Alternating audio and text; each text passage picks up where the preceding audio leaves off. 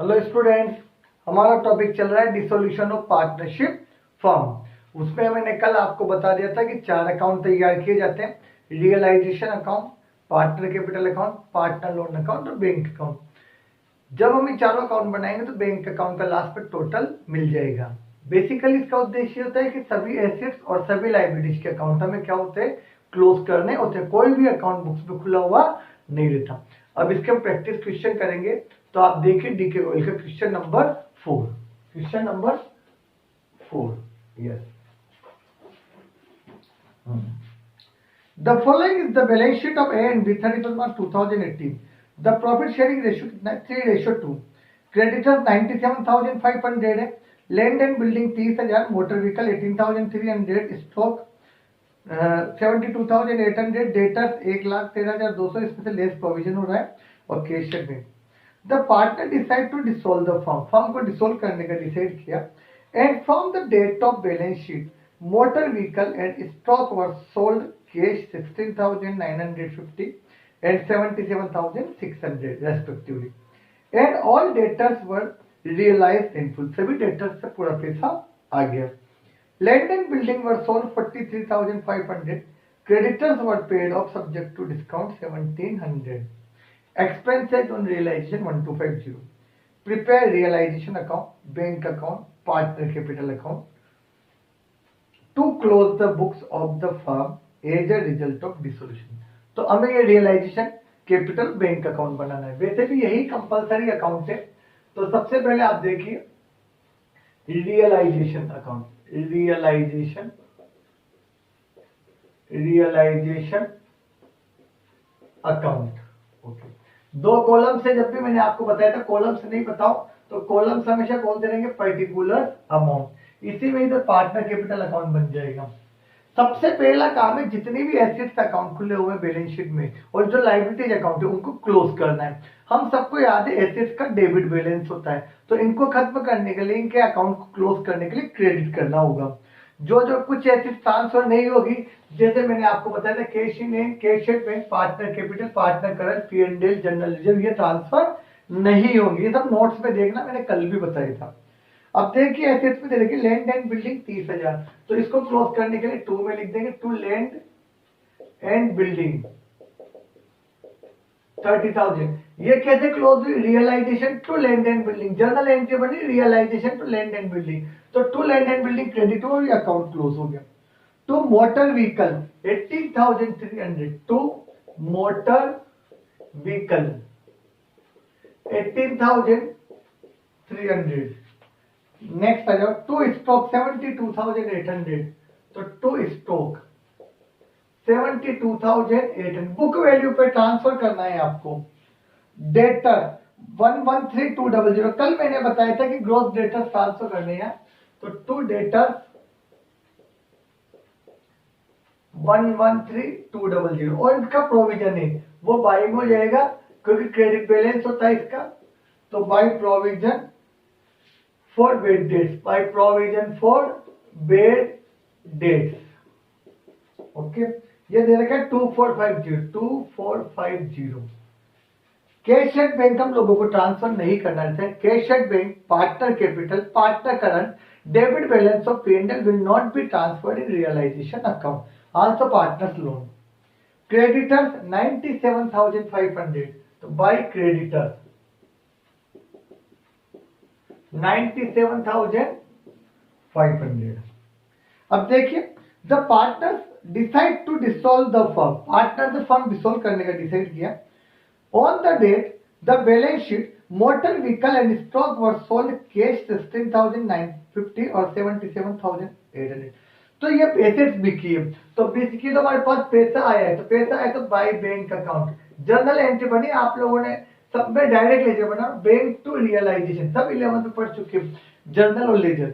यहाँ पे क्या वर्ड काम लेना है, कैश या बैंक की डाउट रहता है, तो आप बैलेंस शीट में देख लीजिए। अगर बैलेंस शीट में बैंक वर्ड दे रखा है तो बैंक काम मिलेंगे, और कैश वर्ड दे रखा है तो कैश काम मिलेंगे। जो बाय बैंक, अगर आपको पैसा किससे आया, बैंक दे रखा है इसमें, इस क्वेश्चन में बैंक दिया हुआ है तो हम क्या वर्ड काम मिलेंगे, बैंक अकाउंट। ठीक है, और कैश दिया होता तो कैश। ओके, तो मोटर व्हीकल और स्टॉक रिलायंस 16,950 और 77,600। तो किससे पैसा आया? मोटर व्हीकल, मोटर व्हीकल से आपका पैसा आया 16,950, 16,950। Stock 77,600, stock 77,600। आगे देखिए and debtors realized full, debtors से पूरा पैसा आ गया। तो डेटर्स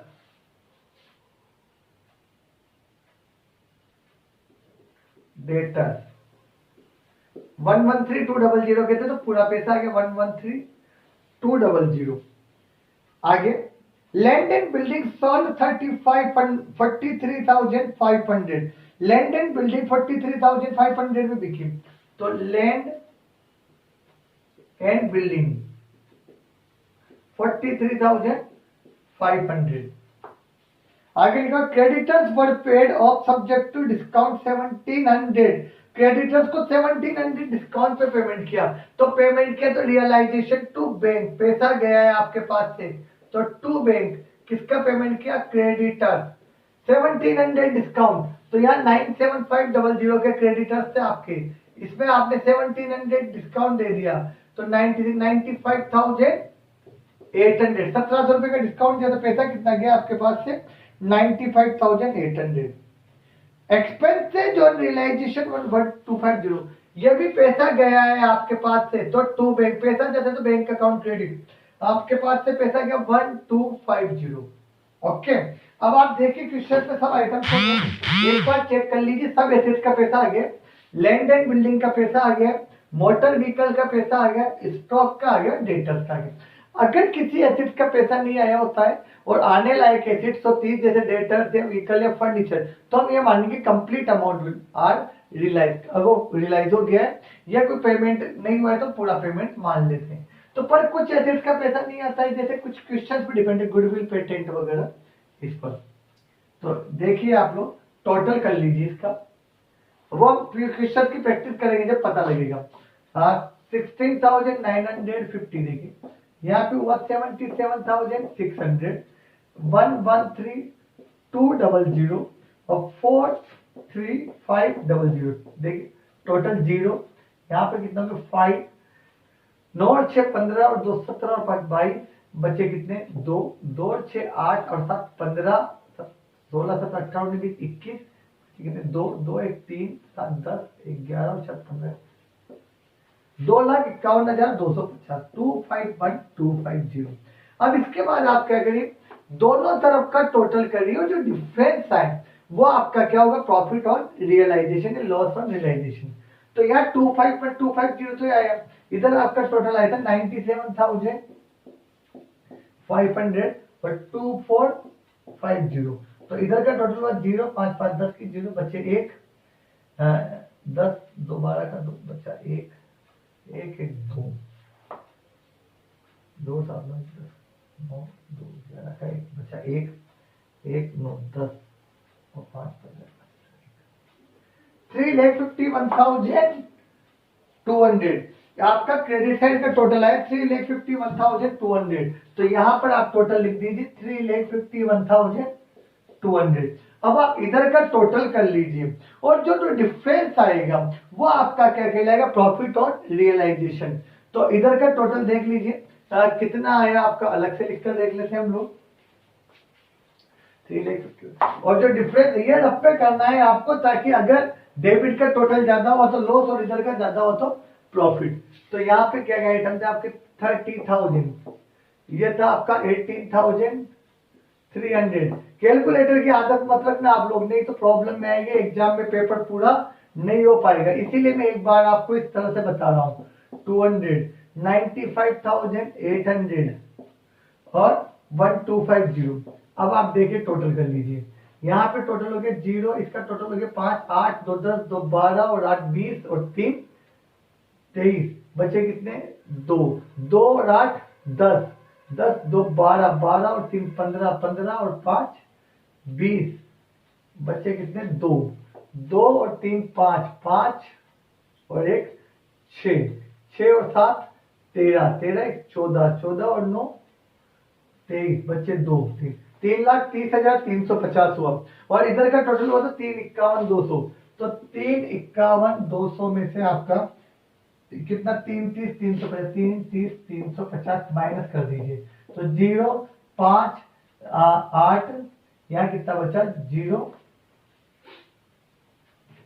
यहाँ पे 2, 20,850। आपका डिफरेंस कितना है 20,850। कहीं ना कहीं कोई डिफरेंस होना है, यहाँ का आपका डिफरेंस आएगा 19,850 आ जाएगा आपका डिफरेंस। ठीक है, यहाँ पे कितना आ गया 2, 19,850 आएगा, जो भी कहीं ना कहीं मिस्टेक। तो आप यहाँ पे देख लीजिए 3 घटाएंगे तो यहाँ डिफरेंस आपका कितना आएगा, यहाँ टोटल में कहीं मिस्टेक हो रही होगी। तो आपका डिफरेंस आएगा 19,850। इसको आप पार्टनर्स में डिस्ट्रीब्यूट कर दीजिए। तो टू प्रॉफिट, एक बार टोटल चेक कर लेना आप लोग भैया। To profit transfer to capital account, कौन कौन पार्टनर है आपका, ए और बी। इसमें 3:2 में बांटना है, ए और बी। तो 19,850 इंटू 3/5 और 19,850 इंटू 2/5। तो आपके आ जाएगा 11,910 और 7,940। 11,910 और 7,940 टोटल आ जाएगा 19,850। और यहाँ पे आपका आ जाएगा 351। अब आप इसको एक बार और चेक कर लेना क्रॉस कि यही अमाउंट आ रहे ना, ताकि आप लोगों को कोई प्रॉब्लम, 2 बार क्रॉस चेक कर लेना।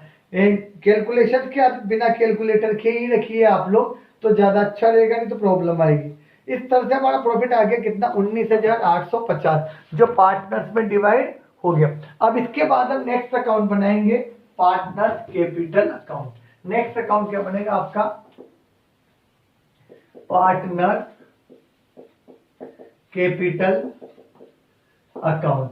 ठीक है, इसके अंदर 2 पार्टनर ए और बी। आपको मैंने पहले कॉलम्स बता दिए, तो उसी तरह से करना, ए बी और ए बी। इसका सेम सिस्टम है। सबसे पहले क्या आएगा, पहले मैंने कई बार अकाउंट बता दी, बाय बैलेंस बीडी। पुराना बैलेंस क्वेश्चन में दे रखा है 85,000 और 63,000, 85,000 और 63,000। इसके बाद आपको देखना है कि कहीं लायबिलिटी साइड पे जनरल रिजर्व, P&L वगैरह तो दिया हुआ नहीं है, तो इस क्वेश्चन में दिया हुआ नहीं है। उसके बाद आपको नोट करना है कि एसेट साइड पे कोई P&L वगैरह तो नहीं, तो वो भी नहीं है। इसके बाद आप देखिए एंट्री बनी है realization account debit to A capital to B capital. तो ये आएगा यहां पर बाय रियलाइजेशन। ठीक है, कितना कितना है 11,910 और 7,940। तो 11,910 और 7,940 टोटल कर दीजिए आप लोग इसका 11,910 7,940। तो यहाँ 85 10 95 96,910 9,620 और यहाँ 63 और 7 70,940। अब आपको और कुछ भी अमाउंट नहीं है, तो पार्टनर कैपिटल अकाउंट का बैलेंस आगे नहीं जाएगा। इस चैप्टर में स्पेशल बात ध्यान रखिए, कोई बैलेंस आगे कैरिड फॉरवर्ड नहीं होगा, अकाउंट क्लोज ही होगा। तो इसको हम किससे बंद कर देंगे, टू बैंक अकाउंट। 96910 आ गया और 70940 आ गया। अब टोटल लगा लीजिए 96910 और 70940। इसके बाद आपका अगला अकाउंट बनेगा, पार्टनर कैपिटल अकाउंट बन गया। अब लास्ट अकाउंट आपका बनेगा बैंक अकाउंट।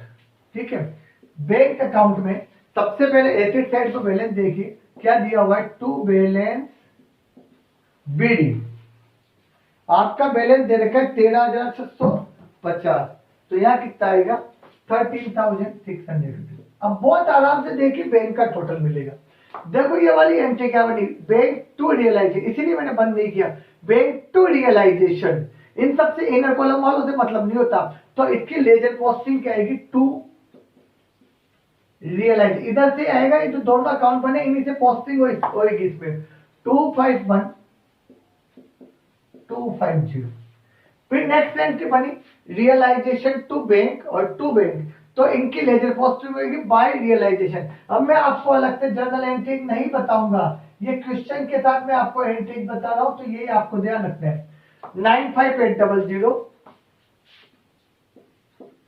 और बाय रियलाइजेशन कितना आया 1250।